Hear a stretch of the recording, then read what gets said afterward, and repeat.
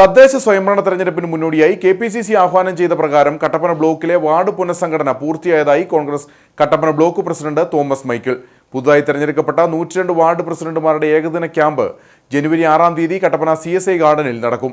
മുൻ പ്രതിപക്ഷ നേതാവ് രമേശ് ചെന്നിത്തല ഉദ്ഘാടനം ചെയ്യുമെന്ന് തോമസ് മൈക്കിൾ പറഞ്ഞു.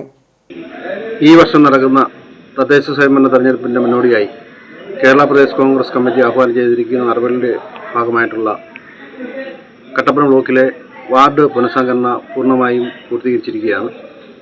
പുതുതായി തിരഞ്ഞെടുക്കപ്പെട്ടിരിക്കുന്ന കട്ടപ്പന ബ്ലോക്കിലെ 102 വാർഡ് കമ്മിറ്റി പ്രസിഡന്റുമാരുടെ ഏകദിന ക്യാമ്പ് ജനുവരി 6-ാം തീയതി കട്ടപ്പന CSI ഗാർഡനിൽ വെച്ച് നടക്കുകയാണ്.